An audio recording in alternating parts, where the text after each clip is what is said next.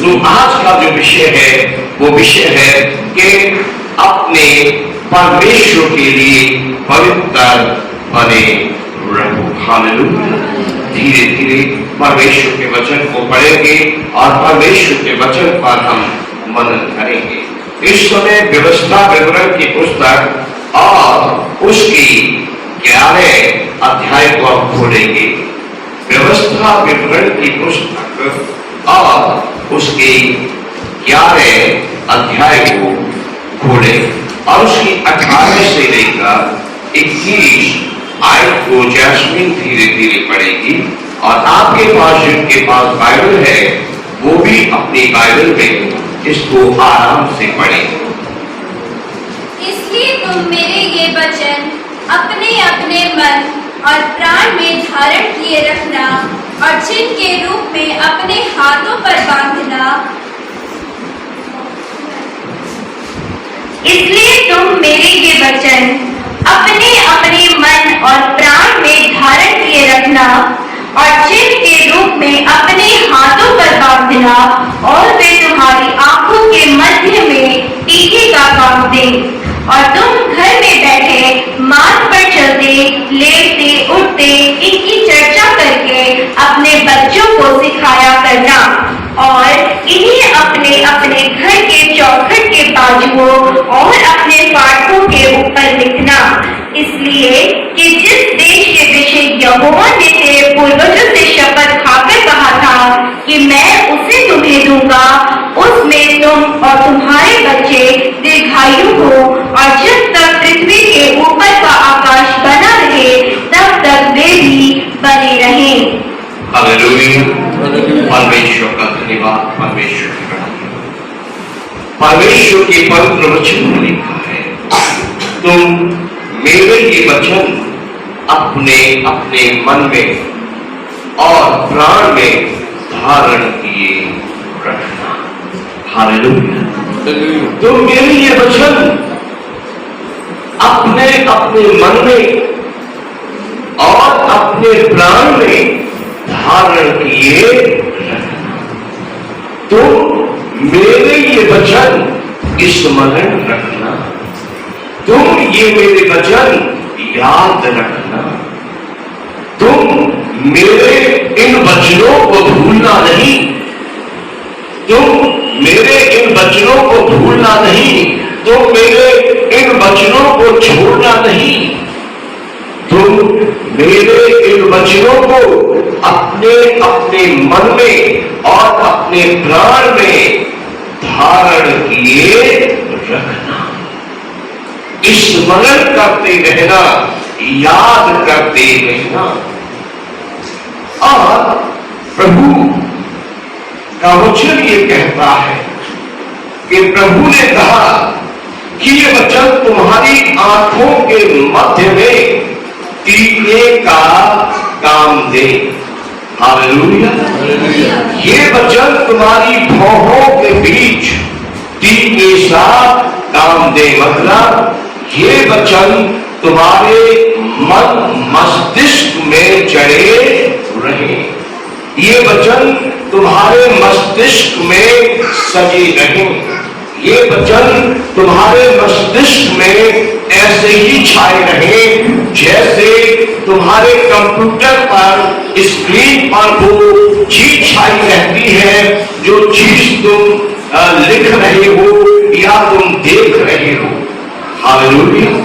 जैसे तुम्हारे मोबाइलों की स्क्रीन पर वो नाटक, वो फिल्म छाई रहती है जिसमें तुम्हारा मन लगा हुआ है, ऐसे ही तुम्हारी भौहों के बीच, तुम्हारे माथे पर, मन मस्तिष्क में ये परमेश्वर के वचन हमेशा सजे रहने चाहिए। ये हमेशा स्मरण रहने चाहिए। जैसे कोई स्त्री अपने माथे पर लाल टीका सजाती है और वो बहुत देर तक सजा रहता है, या कईयों को आदत होती है सुबह सवेरे बहुत तड़के उठकर फ्रेश होकर उस टीके को फिर से तरोताजा कर देती है, उसको मिटने नहीं देती हैं। ऐसे ही ये परमेश्वर का वचन कभी इस जग से हटना नहीं चाहिए। ये भौहों के बीच टीके के समान सजे रहना चाहिए।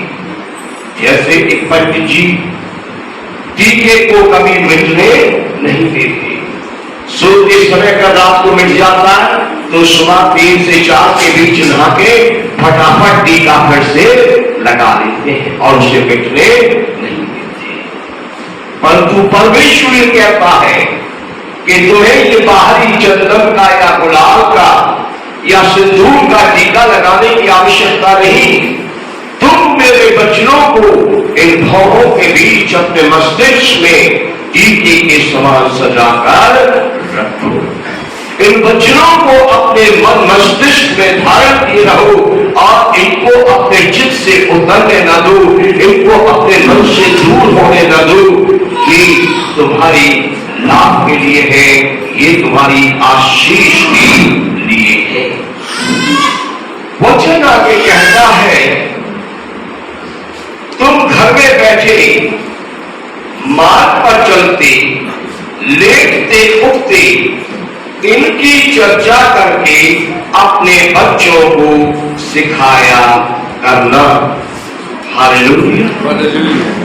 मेरे वचनों को परमेश्वर जी कहते हैं मेरे वचनों को तुम उठते बैठते अपने बेटे बेटियों को सिखाया करना। तो मेरे बच्चों को अपने घर से बाहर निकलते समय, घर में भीतर घुसते समय अपने बेटे बेटियों को सिखाया करना। तुम मेरे बच्चों को सोने से पहले जागने के बाद अपने बेटे बेटियों को सिखाया करना। Hallelujah, hallelujah. तुम मेरे इन वचनों को अपने बच्चों को सिखाया करना। हालेलुया। कैसे? घर में बैठे मार्ग पर चलते लेटते उठते तुम इनकी चर्चा हमेशा अपने बेटे बेटियों से करते रहना। तुम मेरे ये पवित्र वचन अपने बेटे बेटियों को हमेशा स्मरण कराते रहना। हमेशा ये वचन अपने बेटे बेटियों को बताते रहना। हालेलुया। बहुत से अवसर आपको मिलते हैं कि आप अपने बेटे बेटियों को परमेश्वर का वचन बताएं। कई बार आप मार्ग से जा रहे हैं और मार्ग के किनारे आप भीड़ लगी देखते हैं और जैसे जैसे भीड़ के करीब जाते हैं आपको नजर आता है कि खाना बट रहा है और लोगों के हाथ में खाने की प्लेट लेकर आपके साथ जो बेटा या बेटी है उसके मुंह में पानी आ जाता है और वो कहता है पापा जी मम्मी जी एक्टिवा साइड रोक लो, कार साइड रोक लो, हम भी खा लेते हैं। तो आपके पास अवसर है कि अपने बेटे को अपनी बेटी को ये बताएं कि आप कौन हैं। हालेलुया। आप ये खा सकते हैं, नहीं खा सकते, ये किसके लिए है और किसके लिए नहीं। हालेलुया। होली आती है, गली के सब बच्चे पीपियां बजाते हुए यहाँ वहां गली में भागते, एक दूसरे पर पानी फेंकते, रंग फेंकते हैं और पी बजाते हैं, बैलून फेंकते हैं। आपका बच्चा भी जब सबको देखता है उसका भी मन मचलता, बच्चा है क्या जाने, और वो छोटा बच्चा आकर कहता मम्मी पापा मुझे भी पैसे दो ना, मुझे भी पीपनी दिलाओ ना, मुझे भी बैलून दिलाओ ना। तब आपके पास अवसर होता है कि आप अपने बच्चे को बताएं कि ये होली खेलना, पीपनियां बजाना, बैलून फेंकना, रंग डालना किन के लिए है और किन के लिए नहीं है। क्या आपके बच्चों को वो करना चाहिए या नहीं करना चाहिए, उन्हें बताना चाहिए, आपको उन्हें समझाना चाहिए। हालेलुया। जब मैं और आप शादी विवाह में जाते हैं तो हम ऐसे प्रोग्रामों में कई बार बुलाए जाते हैं जो मसीही लोग नहीं है और उन्होंने डीजे लगाया है और वो आम गीत चला रहे हैं। मुन्नी बदनाम हुई जालिम तेरे लिए, या तू नची जे साडे नाल तेनू गिफ्ट दियांगे। तो संभालना है अपने दिल को, हालेलुया। अपने बच्चे को भी संभालना है, वहां समझाना है। अगर नाचने की ताकत है तो बचा के रखो, जब चर्च चले, जब सभा में चले, जब ढोलक बजे, झांझरी बजे, तब चमकना, तब नाचना, तब पसीना बहाना। यहां कंट्रोल, हालेलुया। समझा के रखना कि ये डीजे हमारे लिए नहीं बज रहा, इसके गीत हमारे लिए नहीं बज रहे हैं, हालेलुया। हम परमेश्वर। सो मैं ये समझाने की कोशिश कर रहा हूं कि उठते बैठते, घर से निकलते, घर में घुसते और सोते जागते कैसे आप चर्चा कर सकते हैं, हालेलुया। जब आप बाहर घूमने जाते हैं, नदियों को देखकर आप बता सकते हैं विशाल नदियां किसने बनाई। और बच्चे बहुत सवाल करते हैं, बच्चे बहुत बातें पूछते हैं, खिंचना नहीं, उनको बताना ये विशाल पहाड़ किसने बनाया, ये सूखे पहाड़ क्यों है, तो ये बर्फ से ढके क्यों है, तो ये हरे भरे क्यों है, सब ये अजूबे किसने किए, उनको उसका नाम बताएं, हालेलुया। अपने बच्चों को अपने परमेश्वर के बारे में सिखाएं, जिसने दुनिया बनाई, जिसने सूरज चांद तारे बनाए, जिसने पर्वत सागर नदी नाले बनाए, जिसने मुझको और आपको बनाया है, उस परमेश्वर के बारे में अपने बेटे बेटियों को सिखाएं। और उसे क्या अच्छा लगता है ये भी अपने बेटे बेटियों को अवश्य ही सिखाएं। और लिखा है कि इन्हें अपने अपने घर के चौखट के बाजुओं और अपने फाटकों के ऊपर लिखना, इसलिए कि जिस देश के विषय में यहोवा ने तेरी पूर्वजों से शपथ खाकर कहा था कि मैं उसे तुम्हें दूंगा, उसमें तुम और तुम्हारे बच्चे दीर्घायु हो, और जब तक पृथ्वी के ऊपर का आकाश बना रहे तब तक वे भी बने रहे, हालेलुया। तुम मेरे बच्चों को अपने फाटकों पर लिखना, तुम मेरे बच्चों को अपनी चौखटों पर लिखना, तुम मेरे बच्चों को अपनी दीवारों पर लिखना, ताकि तुम अपने बच्चों को उठते बैठते उन बच्चों से समझा सको, उन बच्चों के बारे में बता सको, जिससे जिस देश में तुम रहोगे, जिस देश में तुम्हें तुम्हारा परमेश्वर रखेगा, उस देश में तुम्हारा और तुम्हारी संतान का भला है। जब तक पृथ्वी के ऊपर आकाश है, जब तक सूरज का निकलना झुकना चल रहा है, जब तक चांद का चमकना और झुकना चल रहा है, तब तक तुम्हारा और तुम्हारी संतान का भला हो, और तुम और तुम्हारी संतान दीर्घायु हो, और तुम्हारा और तुम्हारी संतान का नाम पृथ्वी पर बना रहे, हालेलुया। तो देखिए परमेश्वर क्यों कहते हैं कि मेरे बच्चों को जानो, मेरे बच्चों को मानो, मेरे बच्चों को मन में बसाकर रखो, मेरे बच्चों को अपने बेटे बेटियों को सिखाओ, मेरे बच्चों पर तुम भी मदद करो, चिंतन करो। ये परमेश्वर क्यों कहते हैं? क्योंकि परमेश्वर हमारा भला चाहते हैं, परमेश्वर हमें सुरक्षित रखना चाहते हैं, परमेश्वर हमारी दीर्घायु चाहते हैं, परमेश्वर चाहते हैं हम इस पृथ्वी पर, आप इस पृथ्वी पर बहुत समय जीवित रहें और परमेश्वर की दी हुई बहुत आशीषों को प्राप्त करें, हालेलुया। आइए हम आगे बढ़े। लेवी व्यवस्था की पुस्तक 20 अध्याय की 26 आयत पर ध्यान करें। बाइबल से लेवी व्यवस्था 20 अध्याय और उसकी 26 आयत, हालेलुया। लेवी व्यवस्था 20 अध्याय 26 आयत 10 मिनट पढ़ो।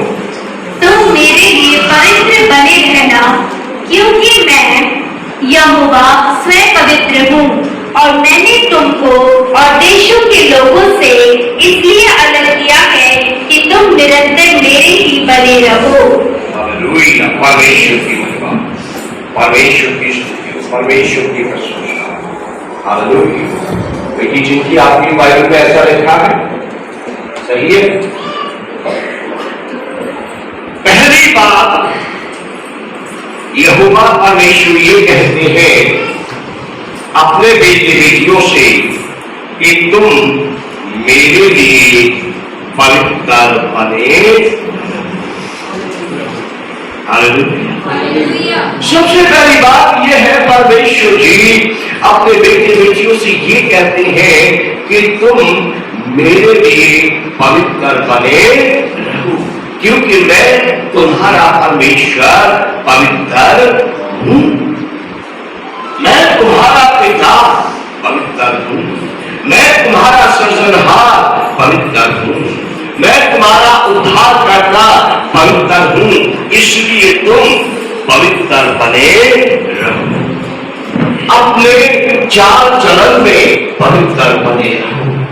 अपने व्यक्तित्व में पवित्र बने रहो। हालेलुया। परमेश्वर जी ये चाहते हैं, परमेश्वर जी ये कहते हैं कि तुम पवित्र बने रहो। ओ हालेलुया। परमेश्वर की महिमा हो, परमेश्वर की स्तुति हो।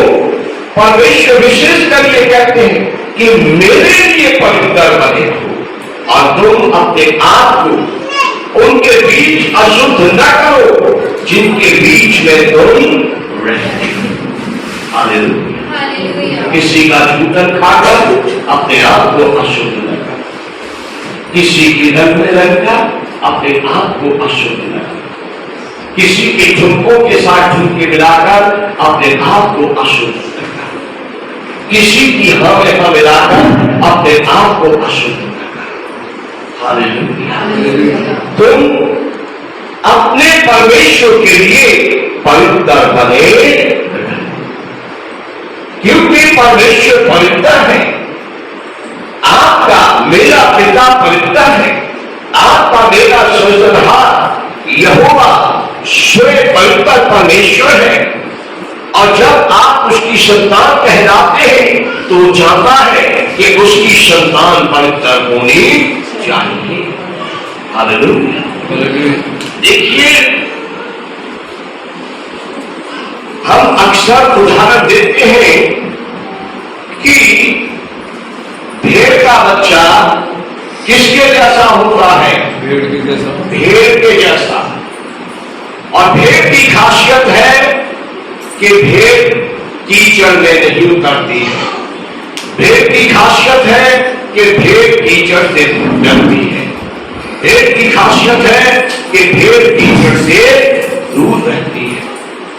और जब भेड़ आगे बच्चे को जन्म देती है, भेड़ से और बच्चे पैदा होते हैं, तो उन बच्चों के अंदर भी ऐसी ही आदत होती है कि वो कीचड़ से डरते हैं, वो कीचड़ से दूर रहते हैं, उनको कीचड़ में उतरते हुए डर लगता है।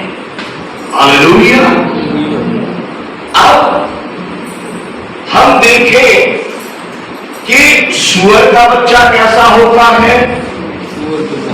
बोलिए, देखा नहीं किसी ने सुनी कर चंडीगढ़ में कम नजर आते हैं, पर आसपास के क्षेत्रों में खड़ में कभी गए होंगे, जीरकपुर में गए होंगे, इधर गए होंगे, खुट्टा लहरा जितना कॉलोनी की तरफ कभी घूमते हुए तो देखे होंगे।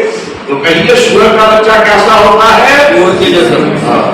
उसे साफ सुथरी जगह में रहना अच्छा नहीं लगता, उसे नहा धो के रहना अच्छा नहीं लगता, क्योंकि वो भेड़ का बच्चा नहीं है, वो गाय का बच्चा नहीं है, वो किसका बच्चा है? सूअर का है। वो सूअर की बेटी सूअर का बेटा है, तो उसे कितना भी आप सिखाओ, उसको तो कीचड़ में ही जाना है। उसको आप कैसे भी अच्छे शैम्पू से नहलाओ, उसे तो कीचड़ में ही लौटना पसंद है।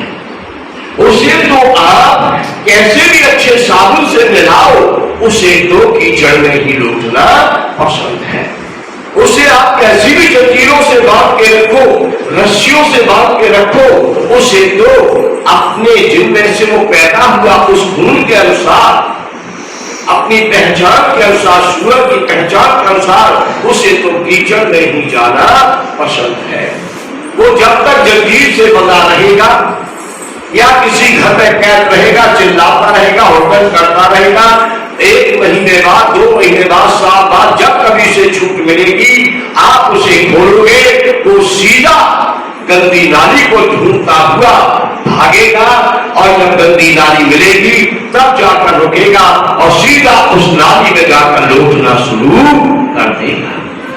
और जब अच्छे से उस नाली में लौटेगा कहेगा हाँ मजा आ गया। ऐसे कई नशेड़ी होते हैं, बदल जाते हैं, अब वो नहीं बदलते पर लोग उनको बदलते हैं, आप उनको निभा देते हैं, पर वो अंदर से अपनी फितरत को छोड़ते।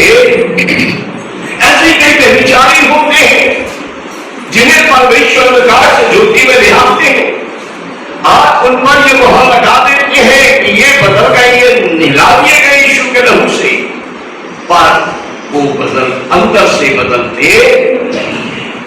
वो व्यभिचार को त्यागते, अंदर उनकी गंदगी वो व्यभिचार ही भरा रहता है। ऐसी जुआरी होते हैं, उन्हें निभा दिया जाता, साफ कर दिया जाता है और ये कह दिया जाता तुम यीशु के लहू से धुल गए हो, लेकिन अंदर से वो उनकी गंदगी जाती नहीं। जब कभी छूट बनती है वो दौड़कर उस छूट की ओर भागते हैं जो ताश लेकर बैठा है। ओ हालेलुया। परमेश्वर जी क्या कहते हैं कि तुम अपने परमेश्वर के लिए पवित्र बने रहना, क्योंकि मैं यहोवा स्वयं पवित्र हूं। जिसकी तुम आराधना करते हो वो पवित्र है, जिसकी तुम उपासना करते हो वो पवित्र है, जिसके तुम अब कहलाते हो वो पवित्र है, इसलिए तुम भी पवित्र बने रहना। हालेलुया। जब कभी आपका अवसर मिले तो दूर भागना, दूर हटना, कहना मैं पवित्र हूं और जो मेरे मन मंदिर में बसता है वो पवित्र है, जिसका मैं कहलाता हूं वो पवित्र है। मैंने 3 बातों का उदाहरण दिया, ऐसी बहुत सारी बातें होती हैं, चोरी, ईर्ष्या, जलन, क्रोध, बैर भाव, जो अंदर से हमें गंदा करते हैं, जो कीचड़ से भी बेकार बातें होती हैं, उससे अपने आप को बचाना, क्योंकि परमेश्वर ने आपको अपने लिए पवित्र किया है। इसी आयत में दूसरी बात है कि मैंने तुमको और देशों के लोगों से इसलिए अलग किया है कि तुम निरंतर मेरे ही बने रहो। हालेलुया। मैंने तुम्हें और देशों के लोगों के बीच से इसलिए अलग किया है कि तुम निरंतर मेरे ही बने रहो। मैंने तुम्हें और धर्मों के लोगों के बीच से इसलिए अलग किया है कि तुम निरंतर मेरे ही बने रहो। मैंने तुम्हें और जातियों के लोगों के बीच से इसलिए अलग किया है कि तुम निरंतर मेरे ही बने रहो। हालेलुया। समझे इन वचनों को कि मैंने तुम्हें और देशों, मैंने तुम्हें और धर्मों, मैंने तुम्हें और जातियों के लोगों से इसलिए अलग किया है कि तुम मेरे लिए निरंतर यानी जीवन भर अलग ही बने रहो। हालेलुया। तुम फिर अपने आप को उनमें शामिल नहीं करना, तुम अपने आप को उनमें नहीं मिलाना, तुम उनके साथ संगति नहीं करना, तुम उनके साथ रिश्ता न बनाना, तुम उनके साथ संबंधों में गहरी न जाना, तुम अपने आप को अपने परमेश्वर के लिए सदैव अलग रखना। हालेलुया। समझे परमेश्वर के वचन को। परमेश्वर का वचन कहता है कि मैंने तुम्हें अपने लिए अलग किया है और तुम निरंतर मेरे ही बने रहो, अलग रहो, उनके बीच न जाओ जिनके बीच से मैंने तुम्हें निकाला है, उनके बीच में ना घुलो मिलो जिनसे मैंने तुम्हें अपने लिए अलग किया है। हालेलुया। समझ में आ रहे परमेश्वर वचन? जिनके पास बाइबल है कृपया वो बाइबल से खोलकर इन वचनों को जरूर पढ़े। पहली बात कि परमेश्वर के लिए पवित्र रहे, और इस आयत में दूसरी बात कि परमेश्वर ने आपको अलग किया है, आप अलग ही रहे और उनके बीच फिर से ना घुल मिल जाए जिनके बीच से परमेश्वर ने आपको अपने लिए अलग किया है। आइए हम आगे बढ़े तीसरी आयत की तरफ, तीसरे पैराग्राफ की तरफ। व्यवस्था विवरण की पुस्तक, व्यवस्था विवरण की पुस्तक और उसके 7 अध्याय की 3 और 4 आयत को जैसे धीरे धीरे पढ़े। और ना उनसे ब्याह शादी करना, ना तो अपनी बेटी उनके बेटे को ब्याह देना, और ना उनकी बेटी को अपने बेटे के लिए ब्याह देना। हालेलुया। रुक जाइए, आगे बढ़ने से पहले प्रभु का वचन कहता है कि अपने बेटे बेटियों को अपने परमेश्वर के वचन सिखाते रहना। परमेश्वर के वचन तुम्हारी बहों के बीच टीके से सजे रहे, इनको कभी भी भूलना नहीं। दूसरी आयत में हमने पढ़ा कि तुम अपने परमेश्वर के लिए पवित्र रहना, क्योंकि तुम्हारा परमेश्वर यहोवा पवित्र है। और तुम्हें परमेश्वर ने सब धर्मों, सब जातियों, सब देशों के लोगों में से चुनकर अपने लिए अलग किया है। तुम निरंतर अपने परमेश्वर के लिए अलग ही बने रहना। हालेलुया।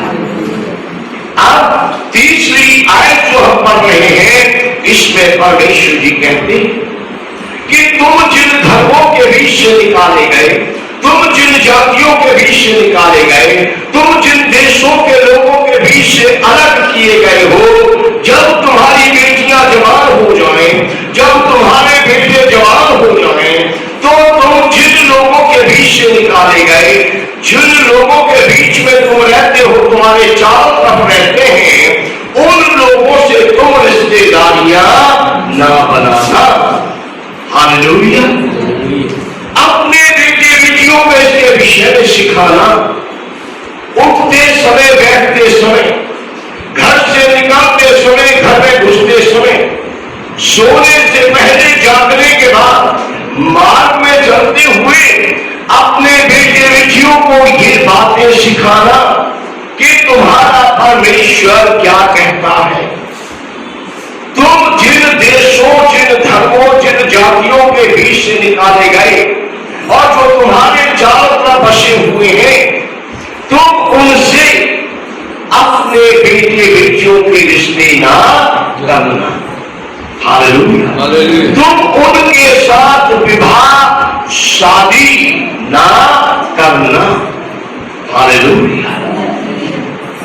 तुम उनसे विवाह शादी ना करना जो जिनके बीच से तुम निकाले गए हो, जिनके बीच से तुम्हें अलग किया गया है, जिनके बीच से तुम्हें चुना गया है। तुम उनके बीच से ना तो अपने घर में लड़की ब्याह के लाना, ना अपनी लड़की ब्याह के उनके घर में भेजना। हालेलुया। ये मैं नहीं कह रहा, ये परमेश्वर का वचन कह रहा है, क्योंकि ये वो कलाम है जो रोशनी देता है, ये वो कलाम है जो पाप से बचाता है, ये वो कलाम है जो परमेश्वर का आज्ञाकारी बनाता है, ये वो कलाम है जो जिंदगी देता है। हालेलुया। इसलिए हालेलुया, मोबाइल में उस समय बाइबल पढ़ना अच्छा है जिस समय आप कहीं ऐसी जगह पर हैं जहां आपके पास बाइबल नहीं है। जब आप चर्च जा रहे हैं तो मोबाइल नहीं, पवित्र बाइबल होनी चाहिए। पवित्र बाइबल, होली बाइबल, हालेलुया। जब आप प्रार्थना सभा में जा रहे हैं तो आपके हाथ में मोबाइल नहीं जिसमें अश्लीलता दी हुई है, जिसमें चंडीगढ़ के डंपिंग ग्राउंड से भी ज्यादा कचरा भरा हुआ है, वो मोबाइल नहीं, बाइबल होना चाहिए। जब आप चर्च जाते हैं बाइबल खोलो, जब आप प्रार्थना सभा में जाते हो बाइबल खोलो, क्योंकि बाइबल में जिंदगी है। हालेलुया। इसमें उत्पत्ति से प्रकाशित भाग्य तक पवित्र परमेश्वर का वचन है। मोबाइल की तरह नहीं है कि जरा सी चूक हुई तो कुछ गंदगी सेंड हो जाएगी। चाहे जितनी भी चूक हो, जो भी पेज खोलोगे इसमें पवित्र बातें ही पढ़ने को मिलेंगी, जीवनदायक बातें ही पढ़ने को मिलेंगी। इसलिए हर दिन इस बाइबल को अपने साथ रखने की आदत बनाए, हर दिन इसको पढ़ने की आदत बनाए। हालेलुया। मैं फिर वापस आता हूं, जस्मिन पढ़ो परमेश्वर वचन को। लेवी व्यवस्था की पुस्तक 7 अध्याय के 3 और 4 आए। व्यवस्था विवरण 3 अध्याय 3 और 4 आए। और न उनसे ब्याह शादी करना, ना तो अपनी बेटी उनके बेटे को ब्याह देना, और न उनकी बेटी को अपने बेटे के लिए ब्याह देना। हालेलुया। व्यवस्था विवरण 7 अध्याय की 3 आयत अभी हम पढ़ रहे हैं कि तुम जिन लोगों के बीच में रहो और जिन धर्मों, जिन जातियों, जिन देशों के लोगों के बीच से तुम्हें निकाला गया है, तुम उनसे ब्याह शादी के रिश्ते न करना, न तो अपनी बेटी उनके बेटे को ब्याह देना और न उनकी बेटी को अपने बेटे के लिए ब्याह देना। हालेलुया। परमेश्वर ने स्पष्ट कहा है। अजीजों, इन बच्चों पर इन दिनों में ध्यान देना बहुत जरूरी है, क्योंकि शैतान ने लोगों के दिलों में एक बड़ी गंदगी पैदा कर दी है। लव शब्द की जिंदगी। दिल क्या करे जब किसी को किसी पे प्यार आ जाए। दिल है कि मानता नहीं। और मैं ये कहता हूं क्योंकि मैंने साइंटिस्ट और डॉक्टरों की खोज कुछ साल पहले पढ़ी थी, तो मैं ये कहता हूं इसमें दिल का कोई कसूर नहीं है। इस असाध्य रोग से पीड़ित मन का कसूर है, जो आंखों की अभिलाषा के लिए, शरीर की अभिलाषा के लिए आदमी को अपने सृजनहार से बगावत के लिए तैयार करता है, आज्ञा उल्लंघन के लिए तैयार करता है, और लव नाम का, प्यार नाम का शब्द बीच में ले आता है। इसमें दिल का बिल्कुल कोई कसूर नहीं है। साइंटिस्टों ने डॉक्टरों के साथ मिलकर ये खोज की, क्या दिल का इसमें कोई रोल है, क्या कोई सीन है, तो ये पाया कि न, हरगिज़ नहीं। दिल का काम है धड़कना, हमारे शरीर के खून को शुद्ध करना और हमें जीवित रखना। ये सब सोचना, समझना, बोलना, ये सब उस मन का काम है जिसके बारे में यिर्मयाह जी कहते हैं ये मन असाध्य रोग से पीड़ित है, इसका इलाज किसी हकीम वैद्य के पास नहीं है। बुजुर्ग कहते थे, मास्टर जॉन जी बुजुर्ग कहते थे, हकीम लुकमान के पास भी जीवन भर इसकी कोई जड़ी नहीं मिली, कोई बूटी नहीं मिली। अगर इसका इलाज है तो सिर्फ परमेश्वर के पास है। Hallelujah, hallelujah. अपनी बेटियों को, अपने बेटों को इस लव शब्द के बारे में समझाना बहुत जरूरी है। आज बहुत जरूरी हो गया, क्योंकि घरों में आज सबसे ज्यादा ये कार्य है, झगड़े विवाद। जहां जवान बच्चे हैं उसके घर में लव शब्द की कहानी जरूर मिलेगी। ये परमेश्वर की ओर से नहीं है, कान खोलकर सुन लीजिए, ये शैतान की ओर से है। और इसलिए शैतान उन लोगों को ज्यादा पकड़ रहा है जो बाइबल पढ़ते हैं, जो प्रार्थना करते हैं, जिनकी समाज में अच्छी गवाही है, जिनकी समाज में अच्छी पहचान है, उनको गिराने के लिए, उनको बदनाम करने के लिए, उनको दागदार बनाने के लिए, उनको नरक में ले जाने के लिए, उनको परमेश्वर से भटकाने के लिए। ये शैतान का खेल है, ये परमेश्वर का इसमें कोई काम नहीं है। ये लव नाम का जो शब्द है, ये एक धीमा और मीठा और सटीक और केवल एक आदमी को खत्म करने वाला नहीं, बल्कि पूरे परिवार को खत्म करने वाला जहर है। जहर सिर्फ जो खाता है वो मरता है, और इस लव नाम के जहर के चक्कर में एक आता है, वो पूरे परिवार को बर्बाद कर देता है। परमेश्वर का वचन कहता है अपने बेटे बेटियों को सिखाते रहो, समझाते रहो कि गलत जगह पर चक्कर में नहीं पड़ना, गलत जगह पर अपना मन नहीं हारना, गलत जगह पर अपना मन नहीं लगाना, अच्छी जगह पर अपना मन लगाना, अपने परमेश्वर के वचनों को स्मरण रखना। और माँ बाप को भी परमेश्वर का वचन सावधान करता है अपने बेटे बेटियों को समझाना, सिखाना, उनकी हाँ में वादा करना। जब आपके बेटे बेटियां जवान हो जाए, परमेश्वर के सामने रोना, परमेश्वर के सामने गिड़गिड़ाना, अपने जान पहचान के सभी मसीह लोगों में कहना मेरी बेटी जवान हो गई है, हम लड़का ढूंढ रहे हैं, मेरा बेटा जवान हो गया है, हम लड़की ढूंढ रहे हैं। और ऐसा जन ढूंढना, ऐसा घराना ढूंढना, ऐसा जीवन साथी ढूंढना जो परमेश्वर से डरता हो, परमेश्वर से प्रेम करता हो, परमेश्वर का आदर करता हो, परमेश्वर की उपासना करता हो।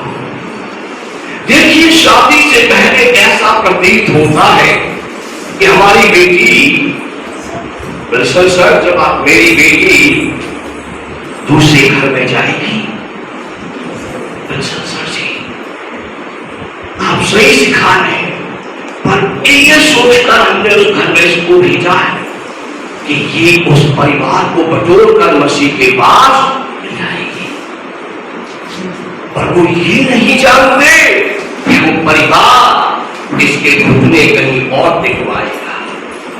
वो ये नहीं जानते ये परिवार इससे सिर कहीं और छुपाएगा। वो ये नहीं जानते ये परिवार इससे नाक कहीं और रगड़वाएगा। सिर्फ कितने दिन उसकी मानेगा?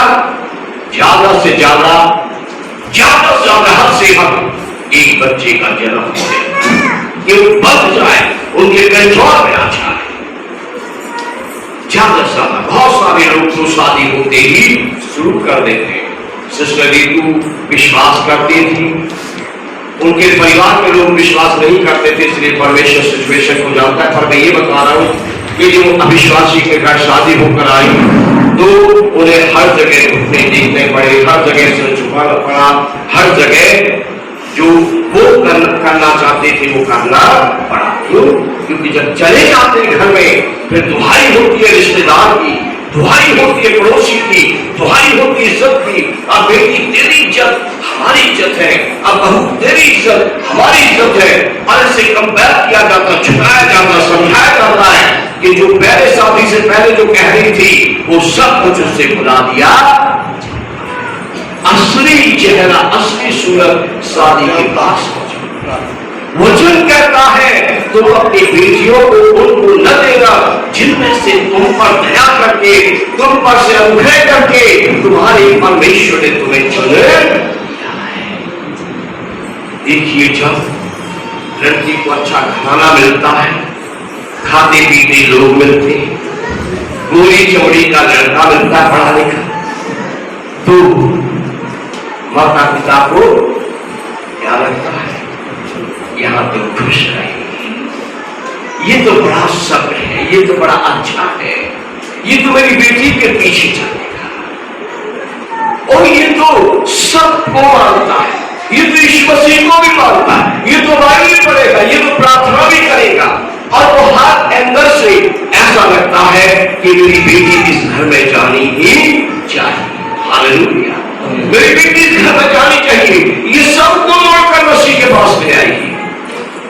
फिर कभी कभी मैंने ऐसे लोगों के सामने ऐसा पेच देखा, ऐसा एक एंगल देखा है, जैसे सिस्टर संतोष की बेटी की शादी होने वाली है। अब मैं इनके पास बेटी चिंकी को ले आया, बुरा मत मानिएगा, ब्रदर जॉन को ले आया, थोड़ा सिस्टर बेटी को समझाएंगे। ये बेटी किसी अन्य जाति से मन लगा बैठी है और ये कहती है मुझे तो उसी से शादी करनी है, मुझे हर तरीके से वो अच्छा लगता है। पास्टर जॉन भी मैं भी कहते हैं थोड़ा समझाइए सिस्टर जी, आप बड़ी उम्र में बहुत कुछ नहीं। तो सिस्टर जी की बेटी कहां गई, कहां इन्होंने किया वो अलग है, लेकिन इस समय बहुत अच्छा ज्ञान आएगा और ये अच्छे से पूरी बात बताएगी। बेटी तुम मसीह का मंदिर हो, ये तुम्हें शोभा नहीं देता। बेटी प्रियंका तुम एक मसीह परिवार में पड़ी जन्मी बेटी हो, तुम तो बाइबल पढ़ने वाली बेटी हो, तुम्हें शैतान के साथ संबंध बनाना, रिश्ता जोड़ना अच्छा नहीं है। और ऐसे ऐसे बहुत से बच्चों उसको याद आ जाएंगे सिस्टर संतोष को, लेकिन जब उसकी बेटी की बारी आएगी तो सिस्टर संतोष को कुछ भी याद, उस समय बात याद आएगी यहां मेरी बेटी खुश है। अब ऐसे ही बीतेगा। तुम अपने बेटों के लिए उन धर्मों से, उन जातियों से, उन लोगों में से बहू न लेकर आना, बेटी न लेकर आना जिनके बीच से परमेश्वर ने तुम्हें अलग किया है। हालेलुया। जब अपने लिए बेटी की बारी आती है, बहू लाने सुंदर है, अमीर लोग हैं, अच्छी गाड़ियां हैं, अच्छा काम है, अरे बहू तो अपने घर आएगी, भाई इसको चर्च ले जाके बपतिस्मा दिलवाएंगे, उसको पादी साहब के पास ले जाकर कलाम सुनाएंगे, बहू को अपने रंग में रख लेंगे। लेकिन वो नहीं जानते कि जब बहू घर में आएगी और हम ऐसा करेंगे तो हमें थाने लेकर जाएंगे। वो नहीं जानते कि बहू जब आएगी हम उसको कुछ ऐसा वैसा करने के लिए कहेंगे तो वो हमें वुमेन सेल लेकर जाएगी। वो नहीं जानते कि जब बहू आएगी हम उस पर अपना ईमान थोपेंगे तो वो हमें जेल लेकर जाएगी। क्योंकि उस समय आंखों पर लालच का पर चढ़ गया होगा, उस समय आंखों में लालच फंस गया होता है। सुंदर है, अच्छे खाने से है, गाड़ी बंगले वाले हैं, अच्छी नौकरी है, अच्छा व्यापार है, यहाँ हमारी जो हमारी मेरा बेटा है इस परिवार का जवाई बनकर अच्छा रहेगा, खुश रहेगा। और ये बहू आएगी तो बहुत कुछ लेकर आएगी, ये सोचकर वो अपने बेटे को अन्य जाति अन्य धर्म में ब्याह कर देते। लेकिन वो नहीं जानते ये बेटी जो बहू है ये जहां हम ले जाएंगे वहां नहीं जाएगी। ये मेरे बेटे को बकरा बनाकर, बैल बनाकर इसके गले में ठोक डालकर वहां ले जाएगी जहां जहां ये अपने माता पिता के साथ जाती थी, जाती है। अब बहुत से लोग अब रो रहे हैं जब उन्होंने परमेश्वर के वचन का उल्लंघन कर दिया, जब बेटियां देवी जब बेटियों को ले आई। अब तो वही बात बुजुर्गों की याद आती है, अब चेते का होता है जब चिड़िया चुन गई।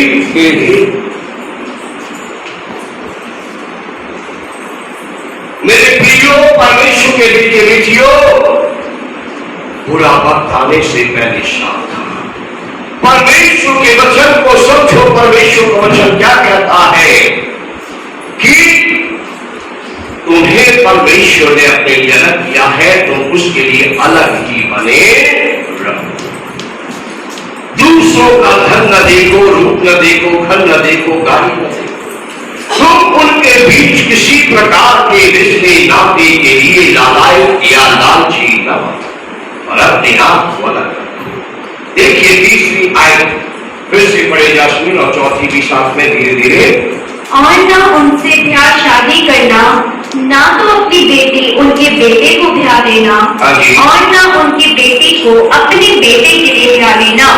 चौथी आयत, क्योंकि वे तेरे बेटे को मेरे पीछे चलने से बहकाएंगी। वे तेरे बेटे को, हालेलुया, समझिए परमेश्वर क्या कह रहे हैं। तू अपने घर में बहू लाएगी, अलग धर्म अलग जाति की, तेरी बहू क्या करेगी?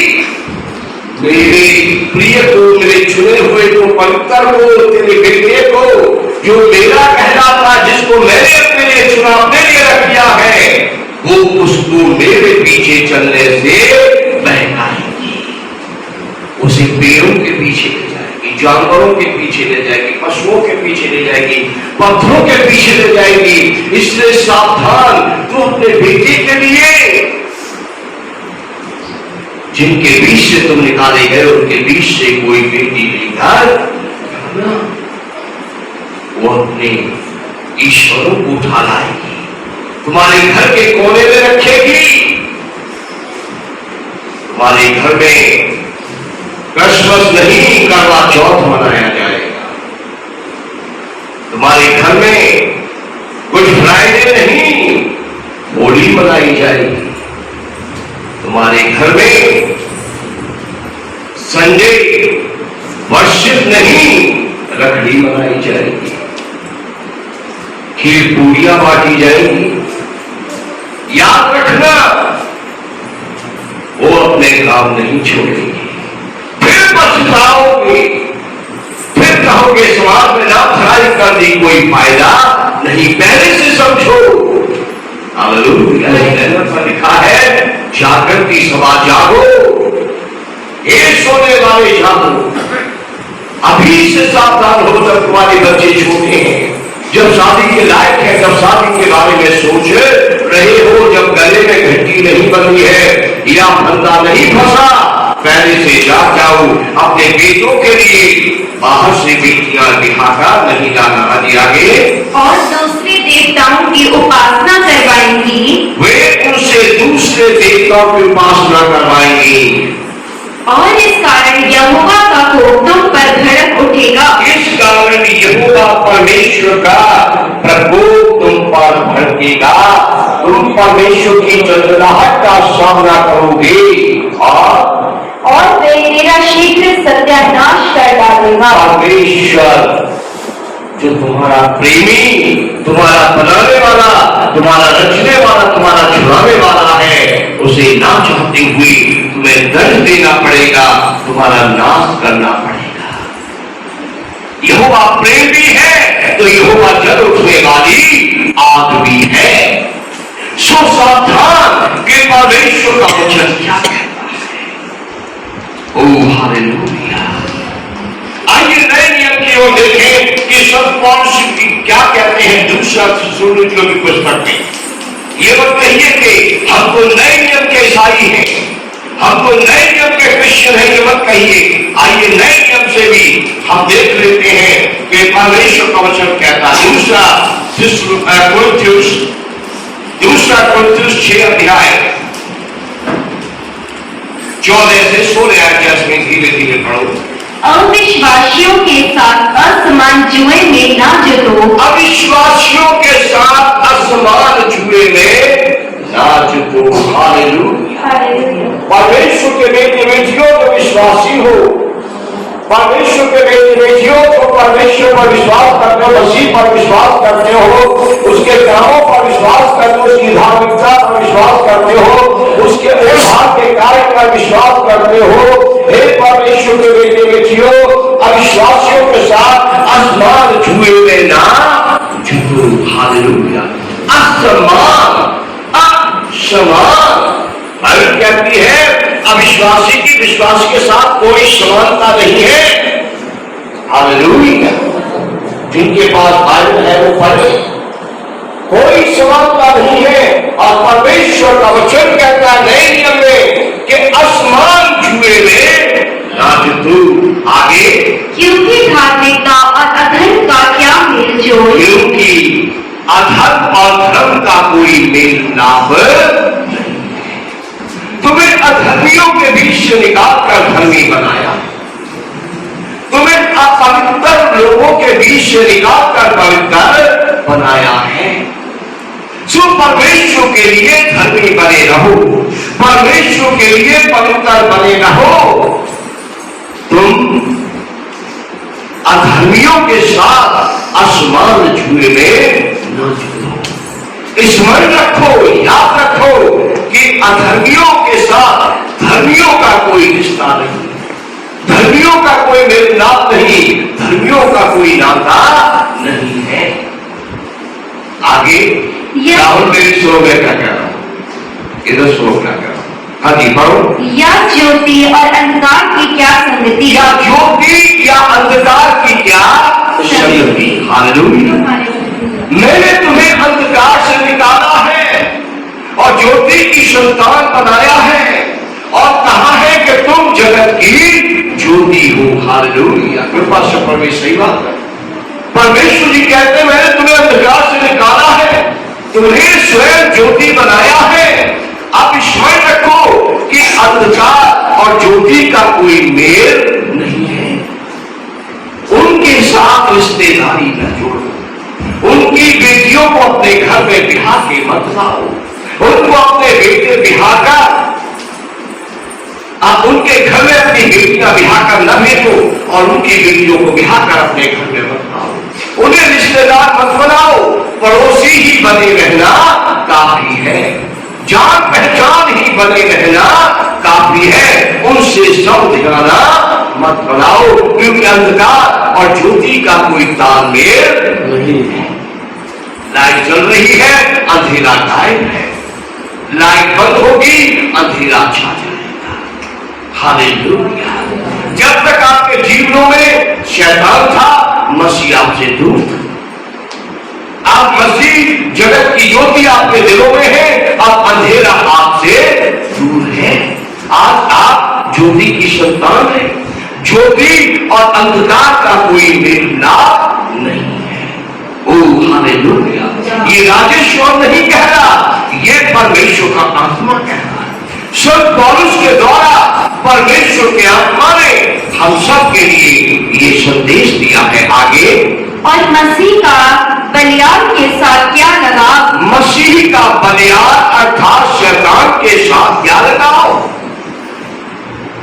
हालेलुया। अब जो आप मसीह कहलाते हैं, अब जो आप मसीह का मंदिर कहलाते हैं, बलियान के साथ शैतान के साथ आपका क्या लगाव, उसके साथ आपका क्या रिश्ता, क्या नाता। उनसे दूर हटो, उनसे दूर रहो, उनके बीच से निकलो। यहां नीचे लिखा है। हालेलुया। इधर नीचे लिखा हुआ शब्द में कि उनके बीच से निकलो, उनसे अलग हो। बलियान का और मसीह का कोई संबंध नहीं है। आसमान छुए बिना आसमान संगति न करो। ये लफ्ज जो शब्द है, ये बहुत बेकार शब्द है। इसके भ्रम में न फंसो। दिल का कोई कसूर नहीं। इस पागलपन को परमेश्वर के हाथों में दो। आज घर घर में विवाद है तो इसी सब के कारण है। आज जवान बच्चे सुसाइड कर रहे हैं तो इसी सब के कारण है। परमेश्वर के बेटी बेटियों, अपने बच्चों को सिखाओ, समझाओ। अपने बेटे बेटियों को परमेश्वर का रास्ता दिखाओ। अपने बेटे बेटियों को ऐसी सभाओं में शामिल होना सिखाओ। अपने बेटे बेटियों को चर्च जाना सिखाओ। अपने बेटे बेटियों को बाइबल पढ़ना सिखाओ। अपने बेटे बेटियों को प्रार्थना करना सिखाओ। अपने बेटे बेटियों को अलगताई का जीवन जीना सिखाओ। अपने बेटे बेटियों को परमेश्वर के लिए पवित्र रहना सिखाओ। आगे बढ़े। या विश्वासी के साथ अविश्वासी का क्या नाता, विश्वासियों के साथ अविश्वासियों का क्या नाता, क्या रिश्ता। ये बिल्कुल झूठ है। ये आपका भ्रम है, ये आपका लालच है। हालेलुया। ये मनुष्य का लालच होता है। जब उसकी आंखों पर लालच के पर चढ़ जाती है, आंखों को भा जाता है, तो वो ऐसा मन को समझाता है और अपने मन की समझ दूसरों पर भी जाहिर करता है। जब हमारी बेटी जाएगी, पूरे परिवार को मसीह मिल जाएगी। लेकिन आने वाले दिनों में पता चलता है कि कुछ और हो गया। बहू आएगी, हम चर्च जाने लगेंगे, उसको बपतिस्मा दिलवाएंगे, रूह बच जाएगी। पर पता चलता है वाले दिनों के सारा घराना जेल में बैठा हुआ है या उस घर में मंदिर बन गया है।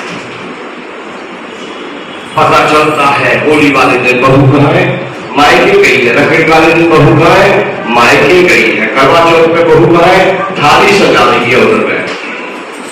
फिर अपने आप को धर्मी प्रकट करते हुए शास्त्र से कहेंगे हमारे तो भाग्य ही टूट गए, हमारी तो मत मारी गई थी लड़के के कहने में आ गए।